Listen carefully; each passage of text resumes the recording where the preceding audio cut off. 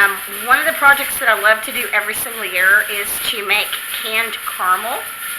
And I'm going to do that today, and it is so super duper simple. Yes, I am using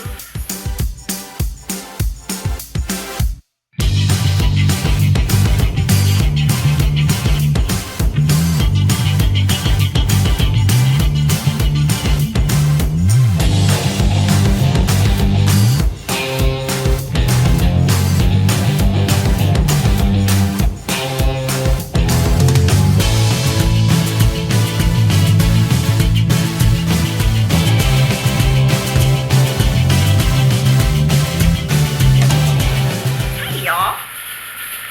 So it is raining again today, and I am not complaining, I promise, because I have peas that are coming out in the garden right now, and even though we might kind of sort of have a frost this week, I have row covers that I'm going to put on top of those, so they should be fine. We'll usually get like a really early little tiny frost, and it's like winter's way of saying, ha ha, we haven't forgotten about you here in Texas. But they should be fine. So I'm doing a lot of stuff indoors this week, and I'm doing a lot of canning. I think you guys can hear my canner jiggling in the background there. One of the projects that I love to do every single year is to make canned caramel, and I'm going to do that today, and it is so super duper simple. Yes, I am using sweetened condensed milk from the grocery store. There are no preservatives or additives listed in the ingredients, so hopefully they're being honest about that. The ingredients is listed as sugar and milk. So, if you guys are worried about it having something in there that you don't want, like the processed sugar or whatever, there are recipes online to make your own sweetened condensed milk. You can most definitely do that. I'm just going the easy route today because I'm not seeing anything crazy on the label. So, let's go see if we can figure this out.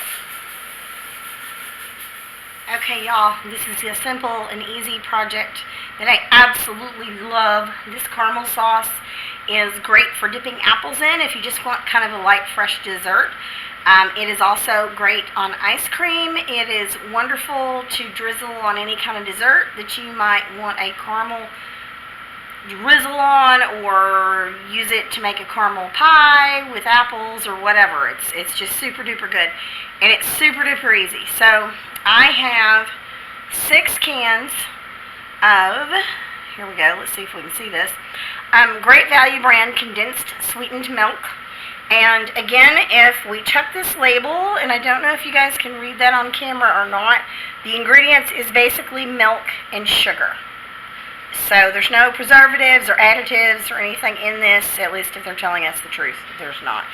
So these are 14-ounce cans, and I'm going to start out with these 4-ounce jars. These 4-ounce jars make great single-serving sizes of this, and when I get these 12 4-ounce jars filled up, whatever I have left, I'm going to go ahead and do some of these 8-ounce jars to finish it out, so that if we're sharing it or I need something bigger for a dessert or whatever, then I have extra here. The cool thing about this caramel sauce also being canned in these cans is that if you want to warm it up to pour it over ice cream or something like that, or over a dessert, it is real easy to just take that lid off and pop it in the microwave for a few seconds. You just don't want to overdo it because it will definitely burn if you leave it in the microwave for too long. Okay, guys, so that you can see what I'm doing here, I've got my cans of condensed milk, and I'm filling these jars up, and I'm leaving about a 3/4 of an inch headspace. So these might be closer to 4.5 ounces that I'm putting in each one of these jars, which is fine unless you're just a big stickler for it. If you're a big stickler on how much you're putting into a jar, then you can always get a half-cup measure and measure 4 ounces out with a half cup. I personally don't want to dirty up another measuring cup, and I feel like it just kind of slows me down to measure everything. But again, if that's something that's important to you, then by all means, measure what you've got going into the jars. I'm just pouring this directly out of the can. And while I'm doing this, I have my water bath canner on the stove, and I'm getting the water just to a like a light simmer. I don't want it completely boiling because these jars are not going to be warm when they go into the water, and I don't want to take a chance on the glass cracking. Okay, so I have 12 of these 4-ounce jars filled up right here, and then I'm going to go over next to these 8-ounce jars and get them filled up as well, because sometimes you might just want to share with somebody, or you might also want to have a bigger portion to do a dessert or something. So I've done 12 of these small jars. I'm going to go ahead and do a couple of these bigger jars also. Okay, y'all, I ended up with 12 of these small 4-ounce jars and 4 of these bigger jars. And so I've got 16 jars altogether. And again, this is a really simple canning recipe. If you are brand new to canning and you just kind of want to get your feet wet and you want to learn some basics, the first thing you want to do is you want to wash and sterilize your jars, which you can do it in many different ways. You can put it in the oven at 225 degrees for 10 minutes. You can put them in boiling water for 10 minutes, or you can sterilize them in the dishwasher as well. Now, a lot of people nowadays do not sterilize their jars, because the school of thought is that you are going to be sterilizing what's in the jars, therefore the jars will be sterile as well. However, if your canner is just starting out, I would definitely recommend on starting with your sterilized jars.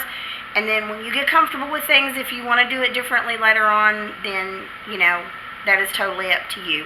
That is not recommended by the Food and Drug Administration. So to keep myself from being suspended from YouTube, I'm just going to tell you that use your own common sense here and follow guidelines until you get really, really comfortable with what you're doing.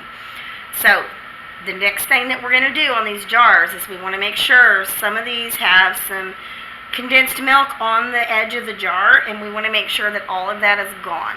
So what we're going to do next is we're going to take a paper towel, we're going to get some white vinegar on it, and we're going to clean the rims of these jars really, really well before we put our lids on. Okay, so I have my paper towel with my white vinegar on there, and this is usually what I use to clean the rims. It doesn't matter if it's something that's sticky or if it's something that's greasy. This will usually make it squeaky clean. We're going to wipe these lids off really good, and then we are going to pop our lid on there. This round flat part is called the lid, and then this is the ring, and we're just going to do these fingertip tight. You don't want to crunch down on these and make them super duper tight, because it needs a little bit of venting in there in order to create a seal. So just fingertip tight, and again, that's just tighten it till you feel it getting tight, and then you stop.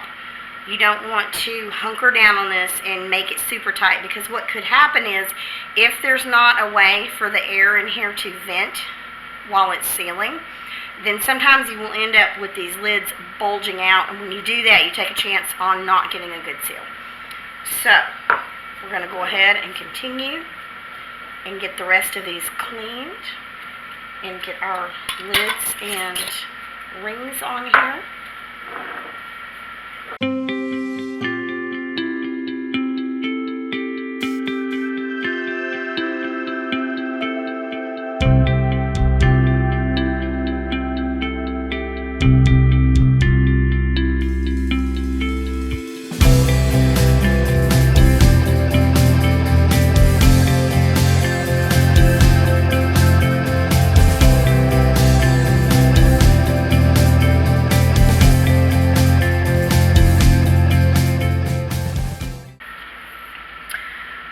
Okay guys, so I have all of my jars in this pot. Now I will tell you that this particular pot is not officially a water bath canner. This is much nicer. It's a great big stock pot that I actually bought at Walmart, and it is the same size as my pressure canner on the inside, so I can use, let me see if I can get this where you guys can see. So down inside of there, if you see that little metal piece with the holes in it, you put that in the bottom of your pot, because that way the jars in the bottom won't hop up and down when it starts boiling. it will keep them from hitting the bottom of the pan and possibly busting. This particular recipe, we're not going to be doing a full rolling boil. We're going to get it to a boil, and then we're going to let it down to simmer, so that's not going to be as big a deal. That's also why I can put these jars in here double stacked without a second cushion plate in there. Normally, if I was going to be pressure canning or full boiling canning in the stock pot, I would be putting a second cushion plate in there to keep these jars from bumping together. So I've got at least an inch or more of water over the top of all of my jars, and we're going to bring this up to a boil, and then we're going to come back and we're going to turn it down to a simmer, and we'll go from there. So our caramel is just now starting to come to a boil, and we're going to go ahead and we're going to turn it down to a simmer. On my stove, that's going to be turning it down to about a 4, and then we're going to leave this going for 3 hours. And as it sits, it's going to start to darken up and get that beautiful caramel color.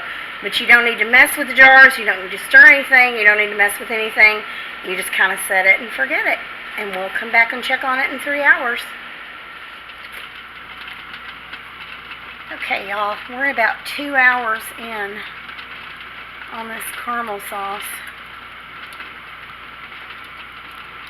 Y'all see how it's starting to turn a little bit brown there? And it's thickening up.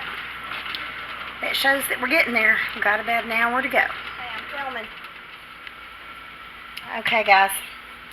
So I'm taking this caramel out of the boiling water, and you see how those bumps are popping up on those, but on these right here, they're flat, and that's what you're looking for. So when we take these out of the water, you're going to listen for a plink. See if I can get this last small jar out of here.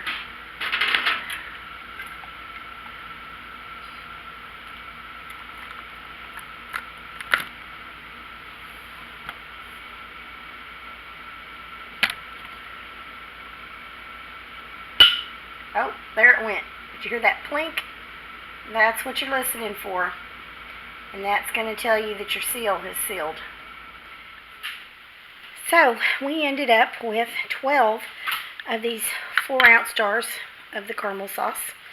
And then I ended up with 4 of these 8-ounce jars, which are pretty good size. These are all labeled and ready to go into the food storage now. And, you know, some people may say, hey, if you're prepping for a disaster or whatever, you know, why are you stressing over something sweet like this? Well, sometimes it's just really nice to have something sweet at the end of a meal. And to be honest with you, if the world does end and things go nuts, and there are very little things that are comforting in the world at the moment, sometimes just having a little something sweet in there is going to make a huge difference in your morale. So I see absolutely nothing wrong with putting back sweets and some little extra things as long as we're able to afford to do it. So again, this was a very easy canning recipe for beginners, and hopefully I touched on everything you need to know, and hopefully this will encourage some people to kind of jump in there and do a little bit of canning and see if that's something that you are interested in and want to learn more about. And if you guys are interested in me doing a canning class on YouTube or Facebook, then please pipe in on the comment section and let me know that that's something you're interested in, and we'll take a look at doing that. Thanks for watching, guys. Bye.